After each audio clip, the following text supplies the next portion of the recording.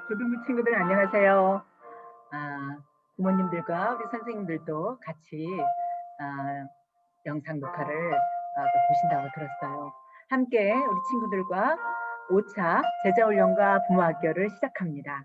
4차까지 너무 열심히 잘 따라와줬고 또 은혜 가운데 여러 가지 경험담도 주고 친구들이 요점 정리한 것들 그리고 깨달은 바를 선생님한테 줬을 때 너무 감사했어요. 친구들이 잘 이해가고 있구나. 좀 어려울 것도 같았는데 하나님께서 여러분들의 마음에 지혜와 계시함을 주신 것 같아요. 그래서 전사님 얘기한 것들을 깜짝 놀랐어요. 자기의 생각과 또 경험담 그리고 다짐한 거 미션 수행한 것을 너무 잘하고 있어서 우리 하나님과 우리 친구들과 또 우리 선생님들께 감사하고 있어요. 자, 오늘은 5차. 항상 우리가 세계관과 교리에 대해서 요점 정리를 했는데요. 오늘은 전사님이 요점 정리를 전사님이 하는 게 아니라 한 친구가 지난 과에 요점 정리했던 것을 같이 나누고 싶어요. 한번 볼까요? 조금 후에 전사님도 이걸 누르면 전사님 얼굴을 저 위로 화면으로 올라갑니다. 놀라지 말고 전사님 얼굴 또 사라졌네. 그런 거 없기요. 네, 이제 5차 정도 됐으니까 이 시스템을 다 이제 이해하고 있겠죠? 네, 그래서 화면 공유할게요. 가봅시다.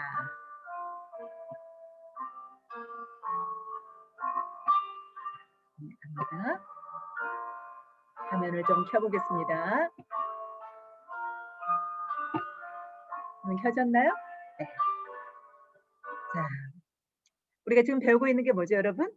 맞아요. 소유리 문답과 세계관이에요. 소유리 문답은 뭐죠, 여러분? 소유리 문답은 소유리 문답? 작은 쿠킹? 아니었죠? 소유리 문답이라는 거 뭐였죠? 하나님께서 성경 말씀을 우리 사랑하는 어린 친구들과 또 처음 믿음 가진 사람들과 오래 교회 다녔을지라도 성경 말씀이 너무너무 광범위하기 때문에 한 번에 알 수 있도록 잘 요점 정리해 놓은 게 소유리 문답이었죠. 영국의 웨스트민스터 사원에서 약 100여 명이 넘는 목사님들과 신학자들이 모여서 성경의 주제를 찾아냈어요. 너무나 놀랍죠. 5년 동안에 한 번도 쉬지 않고 주일과 공휴일을 제하고는 매일 만나서 우리에게 아주 좋은 유산을 남겨줬어요. 지난주 우리가 4강에서 배웠던 게 뭐였죠, 여러분? 소유리 문답에? 맞아요. 하나님의 자녀다운 삶이었죠. 그것을 한 친구가 오늘 가기 전에 준사님한테 또 이렇게 많은 친구들이 주고 갔어요. 그 중에 한 친구만 준사님 읽어줄게요. 시간상. 지난주에 배운 게 뭐였냐면 한 장에 딱 요약 정리했어요. 하나님의 자녀다운 삶이었다. 그리고 두 번째 세계관은 왜 공부해야 할까요다. 첫 번째, 우리가 지금 배우고 있는 것은 생각의 안경 세계관인데 교리는 하나님의 자녀다운 삶 속에서 이것은 새로운 삶이다. 성화이다. 어떻게 나의 모습에서 새로워질 수 있을까? 우리 속에는 두 가지의 법이 싸우고 있다. 하나는 하나님의 법과 하나는 내 안에 있는 죄의 법이. 하나님의 법이 이길 때 나는 하나님의 자녀다운 삶의 모습을 찾아갈 수 있다. 하나님 형상을 닮아갈 수 있다라고 했어요. 자, 그리고 칭의와 성화. 이것도 모두 다 하나님의 성령의 역사로 말미암아 가능하다라고 정리했어요. 아주 간단하게 정리했죠? 그러나 핵심 사항을 정리했어요. 두 번째, 공부를 왜? 이라고 물음표 놓고요. 하영공 써놨어요. 하영공이 뭐였죠, 여러분? 맞아요. 하나님의 영광을 위해서 공부한다고 했죠? 하나님을 위해서 하나님의 영광을 위해서 공부하는데 그것은 하나님의 이름, 하나님의 인격, 그분의 아름다움과 그분의 영광스러움을 위해서 내가 최선을 다할 때 하나님께서 기뻐하시기 때문에 한다고 그랬어요. 자, 그다음에 두 번째로 내가 왜 하나님의 영광을 위해서 공부해야 되는가? 하나님 나라가 이 땅에 확장되어지고 그리고 내가 나를 통하여서 하나님이 이 땅을 다스릴 수 있도록 내가 최선을 다해서 공부해야 하기 때문에라고 정리했어요. 좀 더 구체적으로 얘기했거든요. 여기다가 하영공의 그리스도인 세 가지를 조정들 너무 잘했어요. 첫 번째, 이웃을 사랑하기 위해서. 두 번째, 하나님을 더욱더 알기 위해서. 그래서 교과 공부도 국어는 하나님 만드신 언어를 잘 알고 수학과 과학은 하나님 만들어주신 자연 법칙을 발견하고 하나님께 영광 돌리는 삶을 살기 위해서. 그리고 사회나 도덕이나 윤리 이런 과목들은 세상 질서를 파악하되 그 질서가 하나님 말씀에서 어긋난다면 바로잡기 위해서 기타 등등. 그리고 세 번째는 하행공하는 그리스도인의 자세, 세상을 돌보고 관리하기 위해서 너무 정리를 잘했어요. 이렇게 정리한 친구들이 많은데 시간상 못 읽고요. 그다음에 미션 수행한 친구들도 오늘 많이 낼 것 같는데요. 다 모아서 준사님 여러분들 한 사람 한 사람 기도할게요. 자, 오늘 못 낸 친구들은 다음 주에 담임선생님한테 주시면 돼요. 그러면 자, 오늘의 5차 소유리 문답 주제 뭐죠? 죽음이란 무엇일까? 준사님 죽음 얘기해요. 무서워요. 하는 친구도 있겠지만 무섭지 않아요. 죽음은 삶과 죽음은 백지장 차이랍니다. 그리고 그리스도인들에게는 하나님 믿는 주님의 자녀들에게는 죽음이 두려움이 아니라 주님을 얼굴과 얼굴을 맞대듯이 만나는 기쁨의 순간이에요. 그것을 오늘 여행할까요? 그리고 세계관은 친구랑 어떻게 지낼까요? 라는 주제로 우리 살펴볼게요. 준비됐나요? 네. 이제 한번 가봅시다. 지난주 우리 아까 앞에서 친구가 다 요즘 정도 잘했기 때문에 그냥 여러분들이 머릿속에 한번 쭉 생각해봐요. 지금 5차 동안 우리가 세계관에 대해서 생각의 안경인데 그리스도인들에게 생각의 안경은 무엇을 근거로?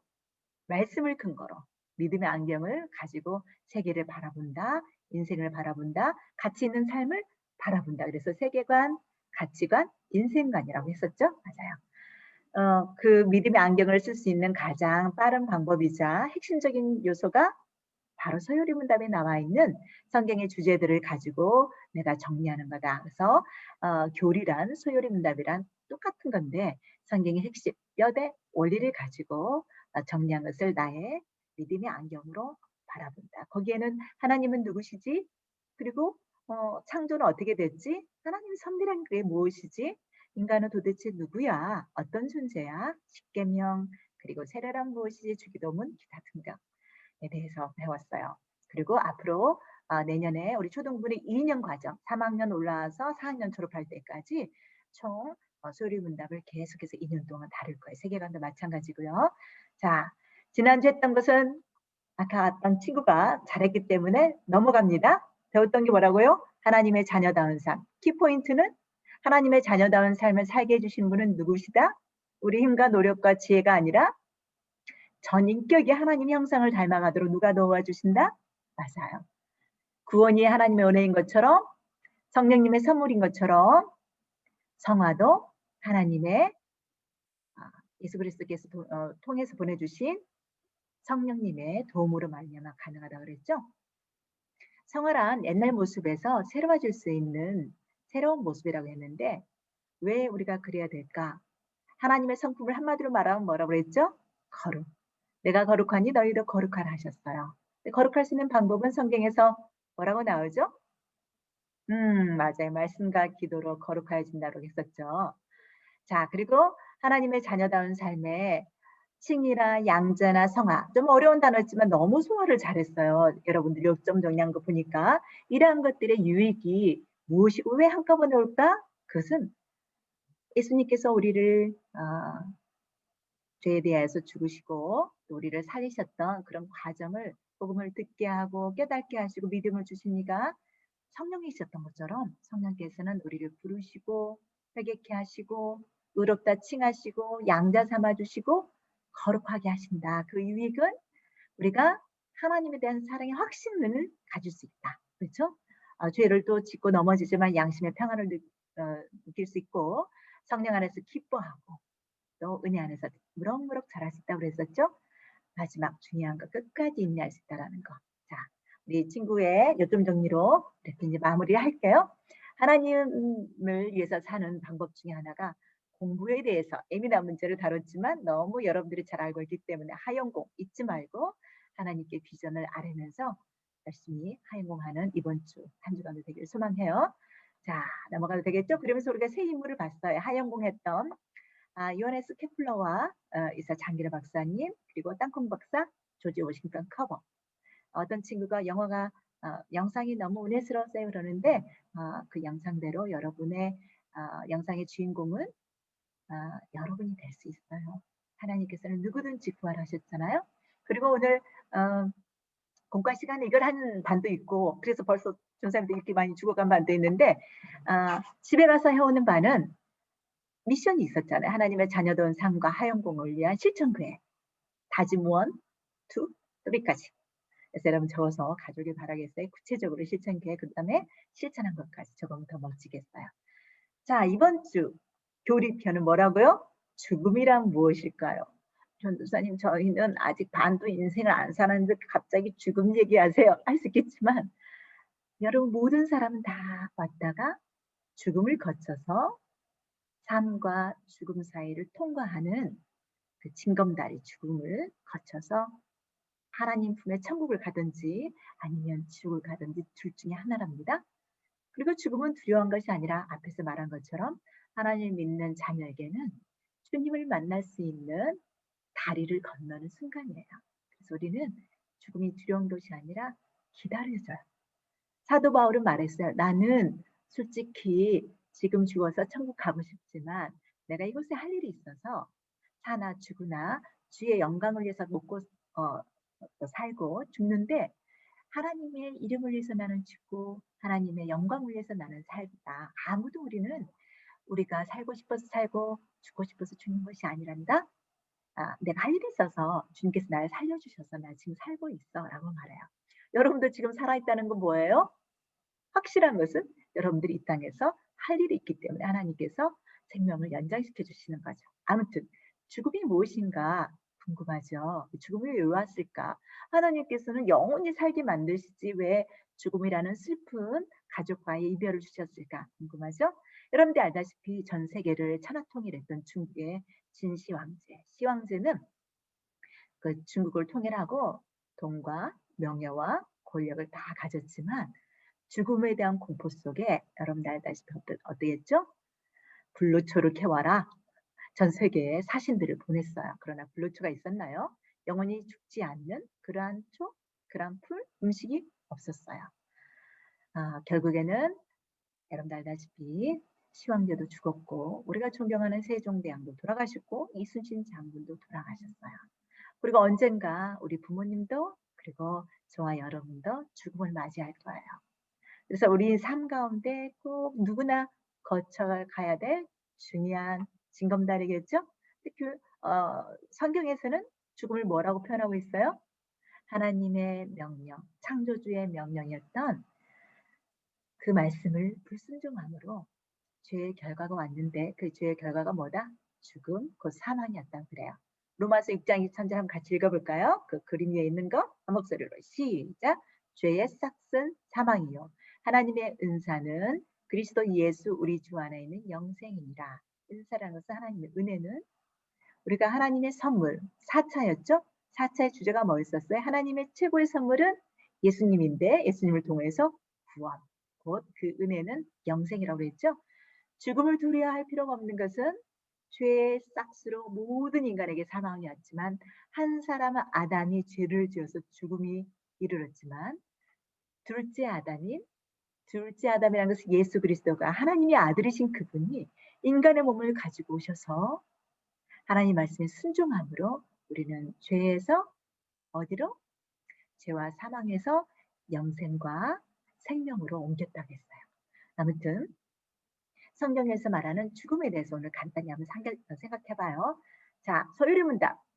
문제 37번. 한 목소리를 읽어볼까요? 시작. 신자가 죽을 때 그리스도에게 받은 유익은 무엇입니까? 신자도 죽고 믿지 않는 불신자도 죽어요. 그렇죠? 그런데 신자가 죽일 때 그리스도에게서 받은 유익이 있대요. 그 유익이 뭘까요? 모든 사람들이 이렇게 다 무덤 속에 죽게 되는데, 그리스도인들에게는 그 죽음이 유익하다는 거네요. 문제 속에. 자, 100여 명이 넘는 우리 목사님, 신학자들이 성경에서 답을 찾았어요. 좀 정리한 거 볼까요? 어떤 유익이 있는가? 시작! 신자가 죽을 때 영혼은 완전히 거룩하게 되어 즉시 영광 중에 들어가며 몸은 계속 그리스도와 연합하게 되어 부활 때까지 무덤 속에서 쉬게 됩니다. 우리 지난주에 하나님의 자녀다운 삶, 한마디로 말해서 뭐였죠? 성화, 다른 말로 거룩한 삶인데 신자가 죽을 때 우리 영혼은 완전히 거룩으로 들어간대요. 이 땅에 살 동안에 우리가 완전히 거룩할 수는 없다고 그랬죠? 그런데 죽음과 동시에 우리는 성화의 과정에 완전한 성화의 과정으로 들어간다는 거죠. 즉시. 몸은 계속 그리스도와 연합해서 잠들어서 무덤 속에 쉬고 부활 때까지 몸은 쉬지만 우리 영혼은 바로 거룩하신 하나님 옆에 가서 영광스러운 주님과 얼굴을 맞대듯이 볼 거예요. 자, 좀 더 볼까요? 그러면 질문할 수 있어요. 그러면 전도사님, 우리 할아버지는 화장하셨는데 그리고 수목장했는데 어떻게 돼요? 예수님 오실 때 몸이 다시 이렇게 살아나셔야 되는데 이미 다 뼈가루 다 없어졌는데 어떻게 해요? 자, 여러분 생각해 봅시다. 천지를 창조하실 때 우리 창조주 하나님, 전능하신 하나님은 어떻게 천지를 창조하셨죠? 맞아요. 말씀으로 천지를 창조하셨어요. 그렇죠? 말씀으로 아무것도 없는 무에서 유로 있는 것으로 창조하신 하나님께서 이미 화장을 했거나 사람 뼈가 다 살이 뭉그러지고 그리고 뼈까지도 다 흐물흐물해지고 화장까지 했는데 어떻게 예수님 오실 때 육체가 다시 살아날 수 있을까? 창조주 하나님은 말씀 한마디로 천지를 창조하셨는데 만약에 김명신 종부사님이 죽었다. 명신아 일어나라 그러면 저의 뼈와 살들이 다 하나님 말씀에 다시 일어나겠죠. 여러분 그 사실을 믿어요? 하나님께서 못하신 일이 없기 때문에 하나님께서 모든 것을 행하시는 분이라는 것을 우리는 믿어요. 왜? 성경에 기록되어 있기 때문에요. 두려워할 거 없죠? 수많은 사람들이 지금 이렇게 땅속에 묻혀 있어요. 동양이든 서양이든 모든 사람들은 고대든 현대든 앞으로 미래든 사람들은 죽을 거예요. 왜? 죄의 결과고 그것은 변하지 않는 성경의 진리이기 때문에. 그러나 죽음은 우리에게 뭐하다? 유익하다. 우리 영혼은 완전히 거룩함 속으로 즉시 하나님의 영광에 들어가기 때문에 그랬어요. 그런데 조금 더 봐요. 성경이 말한 죽음. 단순히 육체적인 죽음만이 아니에요. 하나님과의 교제가 끊어진 것 죽음이라고 말해요. 실은 여러분 교리가 죽음과 부활 두 가로 돼 있어요. 두 주제로. 너무 많기 때문에 선생님 끊었어요. 오늘은 죽음에 대해서 다음 주에는 마지막 강의에서는 이번 학기 마지막 강의에서는 부활에 대해서 말할 거예요. 자, 어쨌든 성경에서 시편에 시인이 이렇게 노래해요. 하나님 내 영혼이 주를 갈망하고 내 육체가 주님을 앙모하나이다. 여기서 하시는 건 뭐죠? 하나님을 무척 여러분처럼 사모했나 봐요. 하나님 몹시 보고 싶고 하나님의 도움이 필요했던 것 같아요. 이 친구도. 그래서 하나님 영혼이 갈망하고 육체가 앙모합니다. 사모합니다. 보고 싶습니다. 이렇게 노래했는데 여기 빨간색 봐봐요. 인간은 내 영혼, 내 육체 두 개로 표현되어 있잖아요. 맞아, 인간은 영혼과 육체로 구성되어 있어요. 준사님이 사랑하고 존경하는 아빠가 준사님이 절에서 댁으로 내려올 때 5년 전에 돌아가셨어요. 그때 아빠의 몸은 계시는데 아빠가 돌아가셨다는 거예요. 왜 그랬을까요? 몸은 그대로 계시는데 아빠의 영혼은 하늘나라로 가신 거죠. 육체는 남아있는 거죠. 바로 육체와 영혼이 분리된 거죠. 그게 죽음이랍니다. 영과 육이 단순히 분리된 것뿐이에요. 우리도 죽을 때 육체는 남아있지만 우리 영혼이 하나님 곁으로 즉시 올라가서 성화, 거룩함에 들어간다고 했죠. 그런데 또 한 가지가 있어요. 성경에서 말하는 죽음이 있네요. 자, 우리 예수님께서 많은 사람들에게 하나님의 살아계심을 증거했어요. 그리고 예수님은 인자로 하나님의 아들이라는 것을 증거했을 때 어떤 청년이 주님을 내가 꼭 따르고 싶다. 그 눈빛을 보시고 예수님께서 그랬어요. 너는 나를 따라오너라. 제자를 부르셨어요. 그런데 그 제자 되고 싶었던 그 친구가 이렇게 말해요. 예수님 저 예수님을 따르고 싶어요. 그런데 지금 저희 아빠가 돌아가셨거든요. 아빠 장사 지내고 올게요. 그렇게 맞아 예수님께서 하신 말씀이 있답니다. 죽은 자들로 저희 죽은 자들을 장사하게 하고 너는 나를 쫓으라. 여러분 생각하기에 예수님 너무 하신다. 엄마 아빠가 돌아가셨으면 장사하고 예수님 쫓으면 되는 거 아니야? 생각할 수 있겠지만 예수님이 보는 관점 우리와가 달라요. 정말 죽은 자는 교회를 다니고 유대인들도 어렸을 때부터 8살만 되면 모세오경도 줄줄줄 외우지만 그들은 하나님과의 교제 관계가 끊어졌어요. 하나님 말씀은 듣긴 들어도 실천하지 못한 자는 하나님 보시기에 죽은 자로 본 거죠. 육체가 죽은 자, 그죠?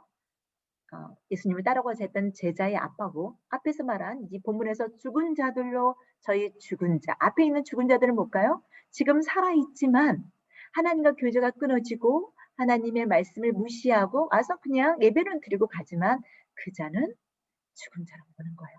그리고 너는 그 죽은 자들에게 너희 아버지 육신의 죽은 자를 장사하게 너는 나를 쫓으라 이런 말씀이 있어요. 우리가 보는 삶과 죽음이 하나님 보시는 삶과 죽음과 다르죠? 맞아요. 그리고 또 이 말씀 기억하죠? 영혼이 없는 몸은 죽었죠. 아까 영과 육이 분리되면 우리가 소위 말하는 죽음이라고 한다고 그랬죠? 영혼이 없는 몸이 죽은 것 같이 하나님 보시기에 행함이 없는 믿음은 죽은 것이라고 했어요. 교회에 오고 아침마다 저녁마다 주문처럼 주기도문도 애우고 기도도 하지만 하나님의 말씀을 가볍게 생각하고 행하지 않는다면 하나님은 저 친구는 하나님 믿는 것 같지만 죽은 자구나 가슴이 아프실 거예요. 하나님 없는 삶, 행함이 없는 믿음, 그러한 성도의 삶은 죽은 삶이라고 했어요. 자, 성경이 말한 죽음은 몇 가지? 두 가지.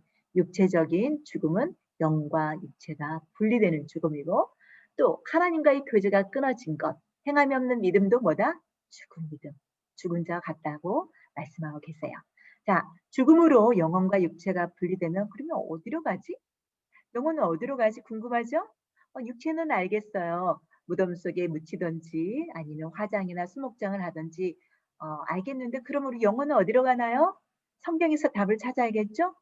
자, 제일 먼저 떠오르는 게 어디예요? 예수님이 돌아가실 때 양쪽에 두 강도가 있었잖아요. 두 강도 중에 한 강도가 보니까 예수님은 하나님의 아들이시고 죄가 없으신 분이신데 십자가에 못 박힌 거 보고 예수님한테 말해요. 예수님, 돌아가실 때 하나님 나라 임하면 저를 좀 기억해 주세요라고 말해요. 그러자 예수님께서 하신 말씀이 있어요. 뭐라고 하셨죠? 예수께서 이르시되 내가 진실로 내게 이르노니 오늘 내가 나와 함께 낙원에 있으리라 하시니라. 낙원은 영어로 파라다이스예요. 천국이에요. 우리가 지난주 배웠던 죽어서 가는 공간적인 이동이 하나님 나라. 이 땅에도 하나님 나라도 있지만 또 우리가 공간적으로 이동하는 하나님 나라도 있겠죠? 오늘 네가 나와 함께 낙원에 있으리라 말씀하세요. 바로 영혼은 죽자마자 그리스도인들은 어디로 간다고요? 하나님 옆에 바로 영광중에 간다는 것이 예수님의 말씀 속에서 드러나고 또 예수님께서 비유하신 말씀이 있어요. 누가복음 16장에 부자와 거지 나사로 이야기예요. 부자는 너무너무 정말 호화롭게 살았어요. 맛있는 것도 많이 먹고 좋은 옷도 입고 떵떵거리며 자기 인생을 즐겁고 행복하게 살았답니다. 그러나 밑에 보이는 그림 거지 나사로는 먹을 게 없었고요. 너무너무 가려워서 막 이렇게 있는데 개가 와서 그 가려운 부분 상처를 막 핥기도 하고요. 부자가 먹다 남은 찌꺼기 음식을 갖다 먹기도 하고 그렇게 힘들게 살았어요. 그런데 예수님께서 말씀하셨어요. 직접. 둘 다 죽었단다. 부자도 죽고 거지도 죽었는데 자, 두 번째 누가복음 16장 22절에 밑에 말씀 한번 같이 읽어볼까요? 시작. 이에 그 거지가 죽어 천사들에게 받들며 아브라함 품에 들어가고 둘 다 죽는데 거지는 죽어서 천국에 들어간 아브라함 조상의 품에 들어가서 만나고 또 조금 후에 부자도 죽었어요.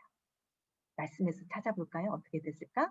저가 부자도 죽어 장사되매 저가 음부에서 고통 중에 눈을 들어 음부는 지옥을 말해요. 멀리 아브라함과 그의 품에 있는 나사로를 보고 불러 이르되 아버지 아브라함이여 나를 긍휼히 여기사 나사로를 보내어 그 손가락 끝에 물을 찍어 내 혀를 서늘하게 하소서 내가 이 불꽃 가운데 고민하다니다. 이것은 내 불꽃 가운데 죽을 것 같습니다. 정말 차라리 죽었으면 좋겠는데 죽지도 못하고 있어요. 아브라함이여 제발 나사로에게 물 조금만 찍어서 저 혀에 서늘하게 해주세요. 이렇게 말하고 있어요. 지옥에 대한 개념이 성경의 곳곳에 보여요. 지옥은 사람이 꾸며낸 것이 아니라 실질적으로 있다는 것이 여러 곳에 보이는데요. 천국과 달리 지옥에서 지금 어디를 보고 있어요? 천국을 보고 있어요. 그리고 나사로가 자기 집에서 떨어진 음식 조각기를 먹던 그 거지 나사로가 천국에 있는 것을 보고 깜짝 놀란 거죠. 저에게 물 한 방울만 주세요. 이렇게 말해요.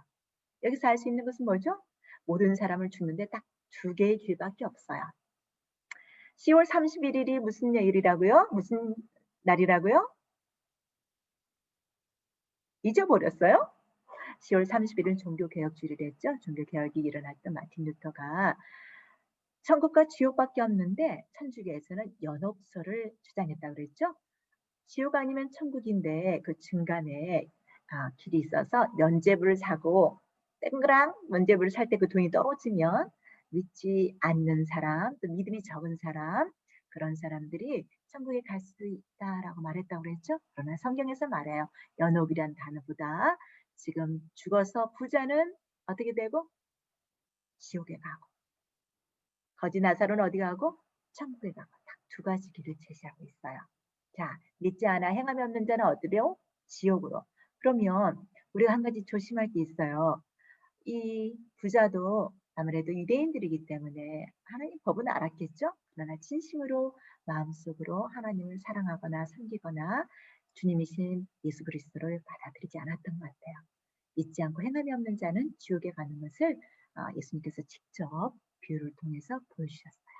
자, 또 볼까요? 지금까지 우리가 지옥에 대해서, 또 죽음에 대해서, 천국에 대해서 살펴봤는데 이제는 세계관을 생각할 시간이에요. 친구와의 관계, 친구 어떻게 지낼까요? 라는 주제로 세계관을 살펴보는데요. 자, 여러분 친구하면 떠오르는 것은 뭐예요? 절친? 맞아요. 여러분 가장 친한 친구 얼굴이 떠오를 것 같아요. 절친은 언제 만나도 좋죠? 보고 또 보고 싶고 전화했는데 또 전화해도 질리지 않는 친구. 절친을 주신 하나님께 감사하세요. 아직 없다면 하나님 믿음의 친구를 주세요. 기도하세요. 전사님도 절친이 서울에 있어요. 몇 명인데 너무너무 감사해요. 근데 아직 대구에선 절친을 못 사귀었네요. 물론 우리 초등부 선생님들은 너무 멋진 선생님들이 많고요. 친한 친구, 신뢰. 친한 친구는 믿을 수 있는 친구죠. 절친은 아니지만 믿을 만한 친구야. 거짓이 없어. 어제나 오늘이나 내일도 동일한 친구야. 멋진 친구들이 있어요. 세 번째, 친구인데 그냥 아는 친구가 있어요. 나 저 아는 친구예요. 그냥 누구예요? 이럴 때 아는 친구 이렇게 말하죠. 그 다음에 또 네 번째 친구.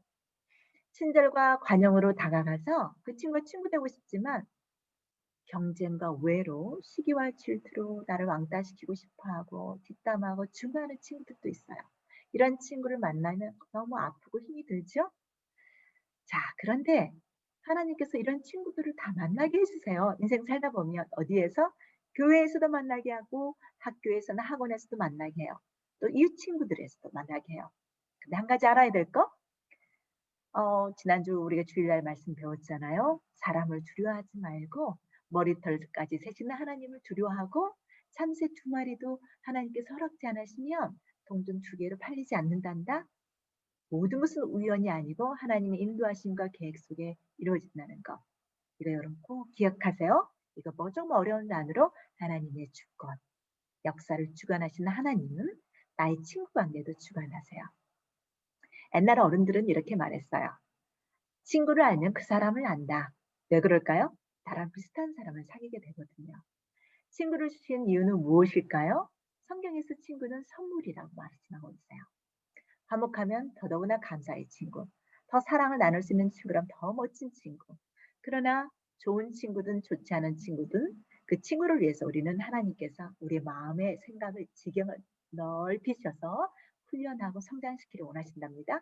예를 들어서 나보다 더 뛰어난 친구들 보면 도전도 되고 모방하고 싶고 도움을 받고 성장하고 싶어요.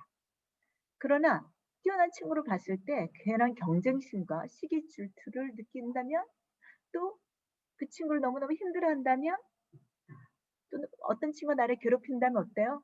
그때는 하나님께서 왜 이 친구를 나한테 주셨을까?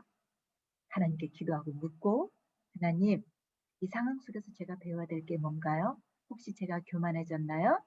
아니면 교만하지 말라고 더 겸손하라고 주신 친구들인가요? 알겠어요, 하나님. 바짝 엎드려 드릴게요. 주님이 주신 모든 달란트로 최선을 다하며 겸손하며 살게요. 이렇게 고백하는 친구들이 멋진 하나님의 제자겠죠? 하나님의 주권을 늘 인정할 때에 어떤 친구든 뛰어난 친구든 착한 친구든 좋은 친구든 나를 괴롭히고 오해하며 왕따시키고 나를 경쟁으로 삼아서 늘 시기 질투하든 하나님께서는 우리에게 주신 선물이라는 거 잊지 마세요. 또 믿지 않는 친구 옆에 있어요. 그 친구는 하나님의 사랑을 전할 멋진 기회랍니다. 친구와 관련해서 어려운 일 생길 때 우리는 어떻게 해야 될까요? 3주 차에 배웠던 거 있죠? 예수님이라면 어떻게 하셨을까? 맞아요. 모든 영역에서 예수님이라면 어떻게 하셨을까 생각하면서 기도하고 사랑과 화목을 최우선으로 하되 나는 사랑과 화목으로 가까이 가지만 그 친구가 거부할 때가 있어요. 나의 손을 내밀어도 그냥 내팽개치고 좋지 않은 소문으로 나를 이상한 사람으로 만들 때가 있어요. 그때 여러분 어떻게 할까요?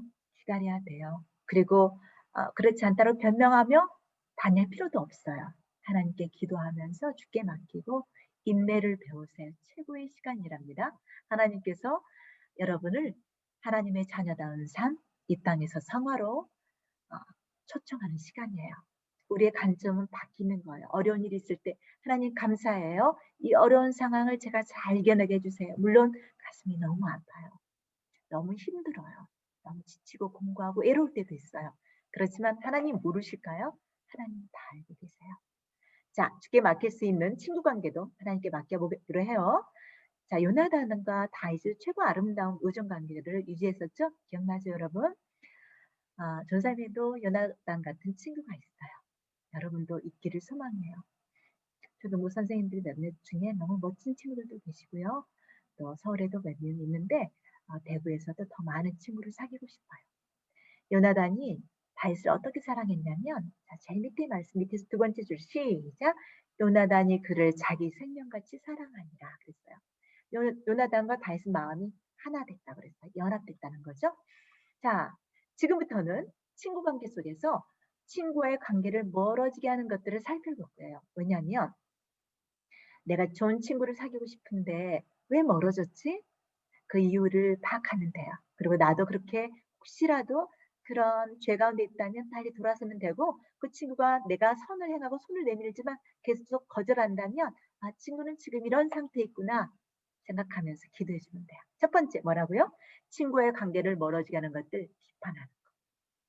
뒤에 가서 나 좋지 않은 일을 말하고 허물을 다른 사람한테 좋지 않게 소문내가는 거. 이것은 그 친구 도저히 친해질 수 없어요. 허물을 덮어주는 자는 사랑을 구하는 자요. 그것을 거듭 말하는 자는 친밀한 벗을 이간하는 자니라라고 성경에 나와요. 어떤 친구 욕을 많이 한다고 봐요. 그러면 여러분 어떡할래요? 넌 욕쟁이야. 욕 좀 하지 마. 쟤는 욕쟁이래. 이렇게 놀리며 다닐 거예요? 아니면 땡땡아, 너는 다 좋은데 왜 이렇게 욕을 많이 해? 내가 친절하고 예쁜 말을 하면 좋겠어. 그럼 넌 더 멋진 친구가 될 텐데. 이렇게 말해야 돼요. 어떤 게 더 좋을까요? 여러분 친구를 얻고 싶으세요? 비판하거나 뒷담하지 마시고 친구에게 가서 얘기해 보세요. 물론 얘기해도 안 통할 때는 기다려야 돼요. 어쩔 수 없어요. 두 번째, 친구와의 관계를 멀어지게 하는 것들 비교, 경쟁 의식. 이건 너무너무 힘들어요. 비교는 두 가지 결과가 있어요. 어떤 친구가 나보다 너무 잘하면 열등감에 빠져가지고 그 친구는 왜 이렇게 잘하고 나는 이렇게 못하는 거야. 그 친구가 경쟁의 대상이 돼서 미워지는 거야. 또 한편으로는 하나님 주신 달란트로 자기가 나는 최고야. 너희들보다 내가 제일 잘났어. 이거는 하나님 보시기에 똑같아요. 그런 우월감은 교만으로 향하고 있잖아요. 실은 열등감과 우월감, 교만은 둘 다 뒤에서 손을 꼭 잡는답니다. 똑같아 하나님 보시기에. 왜?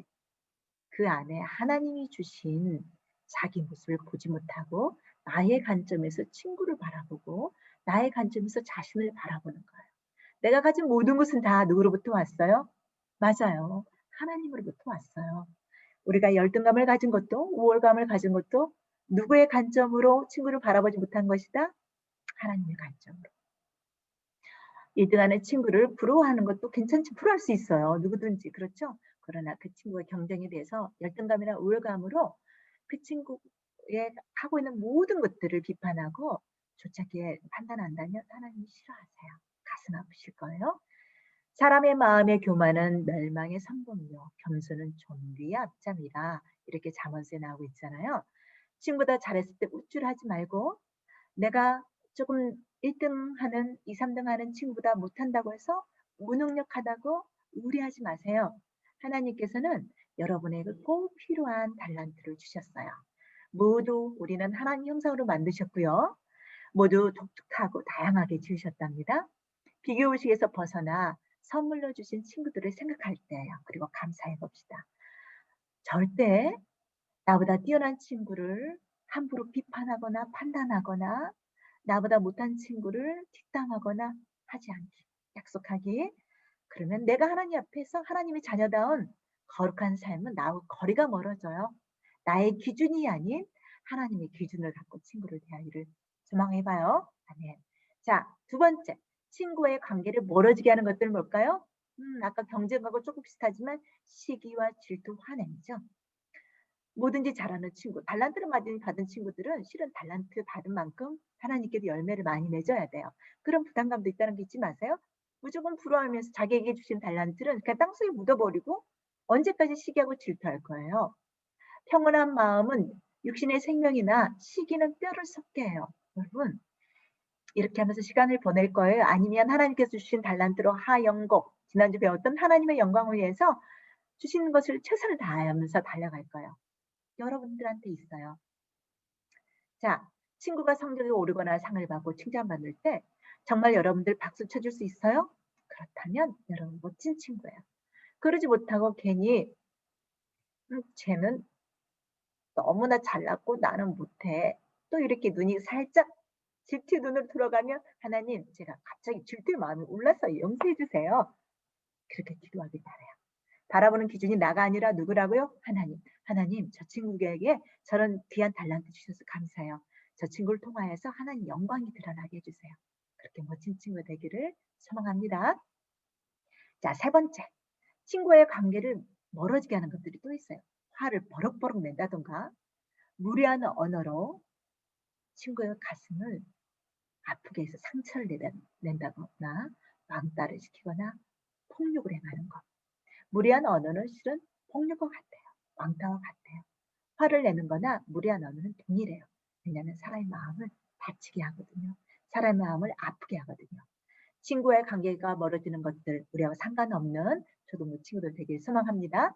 친구에게 화를 내거나 왕따시키는 것은 신체적 폭력과 동일하다는 거 잊지 마세요. 무례한 언어도 마찬가지고 그래서 다투거나 몸싸움, 생각이 다르거나 귀찮게 할 때 또는 괴롭히거나 왕따시킬 때 여러분 그대로 맞받아치지 마세요. 바라보는 기준에 나가 아니라 하나님 이 친구가 왜 나한테 이렇게 하죠? 저도 한 대 때리고 싶지만 하나님 제가 기도해요. 그 친구 깨닫게 하시고 하나님 제가 어떻게 이 상황에서 대처할지 지혜를 주세요. 먼저 이렇게 기도하세요. 물론 당연히 화가 나서 주먹이 먼저 날아간 친구가 있을 거예요. 이미. 그건 어쩔 수 없어요. 이미 날아갔는데 어떡하겠어요. 하나님 저도 친구 하나 때렸을 때 전 2번 때렸어요. 용서해 주세요. 친구가 저를 욕할 때 저도 뒤에 가서 뒷담하고 안 좋은 말 했어요. 용서해 주세요. 빌면 돼. 하나님 용서해 달라고. 그러나 지금부터는 생각하고 예수님이라면 어떻게 했을까? 최선인지 무엇이 최선인지 기도하고 행동하는 멋진 친구 되기를 바라요. 자, 지금까지 친구는 나가 아닌 하나님의 기준으로 바라본다는 것이 결론으로 우리가 도달할 수 있어요. 하나님은 우리에게 친구를 주셨는데 절친도 있고 그냥 친한 친구도 있고 아는 친구도 있고 너무 가슴 아프게 하는 친구도 있고 맨날 경쟁으로 삼아서 몇 년 동안 나를 뒤에서 뒷담하고 나를 안 좋게 하는 사람들로 자기의 영역을 막 만들어가는 사람들. 선의로 그 사람에게 손을 내밀지만 오해하고 피해가고 그런 사람들을까지도 보다 하나님 주신 선물이라는 거. 잊지 마세요. 물론 쉽지 않아요. 그렇지만 하나님께서는 모든 것을 합력하여 선을 이루시고 믿어요. 하나님을 기쁘게 해드리는 자, 존세문의 최고의 도전의 말씀이 있어요. 하나님을 기쁘게 해드리는 자는 누구까지도 친구가 되게 하신다? 원수까지도. 친구를 나의 기준이 아닌 하나님의 기준으로 바라보아요. 하나님은 모든 사람이 하나님 앞에 온전하게 서기를 원해. 혹시 알아요? 여러분의 기도가 그 마음에 아직 성숙하지 못해서 늘 왕따시키고 거짓말하고 화내고 욕하고 무례한 언어를 행사하고 경쟁으로 가 있는 친구가 변화될지 그렇다면 사무엘 같은 여러분이 하나님께서 축복을 해주실 거예요. 여러분을 사무엘처럼 만들어 주실 거예요. 전도사님은 우리 초등부 친구들 기도할 때에 사무엘이 기억나요. 어릴 때 사무엘은 하나님 앞에 다가갔을 때 사무엘아 사무엘아 불렀을 때 사무엘은 하나님을 몰랐어요. 아침마다 물론 기도했겠죠 하나님께 여러분처럼 피티하면서, 그러나 하나님께서 진작 불렀을 때는 엘리 제사장인 줄 알았어요. 나중에는 하나님이신 줄 알았을 때 전인격적으로 우리가 지난번에 배웠던 지정의, 지적으로 하나님을 더 알아가고 감정적으로 하나님을 더 사랑하고 의지적으로 하나님 말씀에 서서 하나님의 법을 선택하는 자, 전인격적으로 하나님을 형상을 회복하는 자, 그런 자들 한 사람만 다뤄서도 하나님께서는 사무엘을 보시고 당시의 사무엘 시대 때 블레셋 나라와 아람 사람들과의 관계가 원수지간이었는데 화목하게 하셨대요. 여러분, 그런 자가 바로 하나님의 어린 제자들이에요. 그래서 예수님의 제자인 우리는 이렇게 깨어진 관계를 회복시키는 자들이에요. 하영공 속에 뭐가 있었죠? 하나님의 영광을 위해서 공부하지만 이웃을 위해서 공부했었죠? 실은 이웃을 위해서 공부한다는 것은 뭐예요? 피스메이커가 되는 거예요. 합당케 하는 여러분 되기를 소망해요. 하나님의 선물로서 친구가 되기 위해 내가 지금 할 수 있는 것이 무엇일까요? 고민해 보세요. 물론 전도사님 제가 할 수 있는 건 아무것도 없어요. 어떤 친구가 와서 고백했어요. 전도사님 저는요 그 친구가 저를 왕따시키지만 기도하고 있는데요. 저를 지금도 왕따시켜요. 그러나 정말 믿고 가슴이 아파요.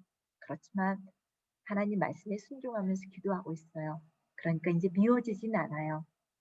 여러분도 그렇게 한번 기도해 보세요. 여러분의 기도가 그 친구의 마음을 변화시킬 수 있고 여러분은 주님을 닮아가는 멋진 자녀의 삶으로 성화, 거룩한 삶으로 한 발자국 한 발자국 주님과 더 동행할 거예요. 너무 멋지지 않나요? 이 친구 주신 주님께 감사해. 절친 주신 친구 있다면 더 감사. 친한 친구도 감사. 그냥 아는 친구도 많은 것도 감사. 힘든 친구도 감사할 수 있겠어요? 아멘. 자, 다음 주 미션은 전사님 다음 주에 프린트해서 줄게요. 피스메이커가 되기 위한 실천 사항이 있어요. 액션 플랜. 칭찬하고 싶은 친구. 어떤 친구, 무엇을 칭찬하고 싶은지 한번 써보기로 해요. 일주일 동안 고민하면서 내가 잘못한 친구가 있다고 생각하면 사과하고 싶은 친구, 무엇을 사과하고 싶은지. 그 친구한테 조언을 하고 싶은 친구 써보세요. 그런데 내 조언을 듣지도 않은 친구 있어요. 아무리 말해도 그냥 오히려 화를 내고 받아들이지 않은 친구가 있다는 거 알고 있어요. 그런 친구는 그냥 기다리면 돼요. 주님의 마음을 가지고 기도하면 돼요. 하나님이 알아서 해요. 그건 하나님께서 그 친구에 복을 주시든 하나님께서 징벌하시든 하나님이 알아서 해요. 그게 우리가 살아계신 하나님을 믿는 하나님의 자녀. 아까 말씀드린 주권을 믿는 멋진 하나님의 제자들이랍니다. 여러분 혹시 도움이 필요한 친구가 있을까요? 그 친구를 한번 생각해 보세요. 그리고 일주일 동안 도움이 필요한 친구에게 구체적으로 도움을 줄 수 있는 멋진 초등부 친구 되길 바라요. 그리고 코로나 때문에 우리가 지금 1학기 때, 2학기 때 전도 새생명 축제를 하는데 행복 축제를 하는데 못했어요.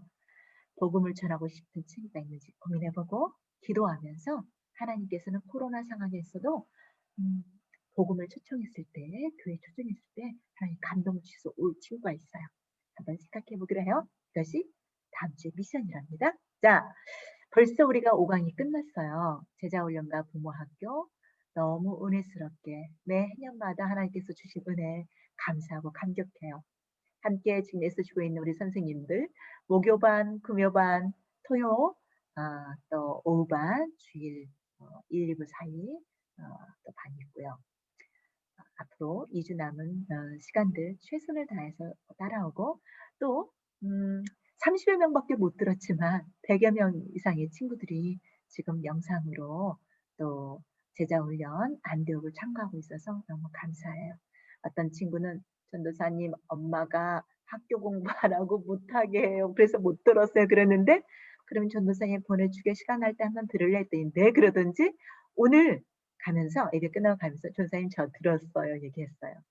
요즘 정리는 못했지만 저 들었어요 얘기하고 치고 웃으면서 갔어요. 좋았어요? 그랬더니 네 좋았어요. 하영공 할게요. 이렇게 갔어요. 전도사님 행복해요. 이런 멋진 친구들 되길 바라겠고요. 일주일 동안 여러분 부모님을 위해서 기도해 주시고 또 여러분 친구를 위해서 기도하는 멋진 시간들 되길 소망해요. 우리 만날 때까지 하영공하고 죽음을 두려워하지 않고 죽음은 주님을 만나는 하나의 통과 징검다리 역할이기 때문에 우리는 죽음을 오히려 더 기다릴 수 있어요. 주님을 만날 수 있는 시간이니까. 우리가 사랑하는 하나님을 만났을 때 얼마나 기쁘고 행복하겠어요? 그리고 우리가 배운 게 뭐였죠? 세계가는 친구. 좋은 친구든 나쁜 친구든 하나님의 선물이라는 잊지 말고 하나님께서 나한테 붙여주신 뜻이 무엇인지 기도하면서 하나님의 뜻을 합력하여 선을 이루는 멋진 일주일 되길 소망해요. 네, 만날 때까지 사랑하는 친구들, 부모님들 안녕. 부모 학교 잊지 마시고 부모님들도 자 숙제 오는 거 잊지 마세요. 일과의 분량 읽으시고 미션 있었어요. 부모님들 미션 있답니다. 수행하고 만나겠습니다. 만날 때까지 안녕.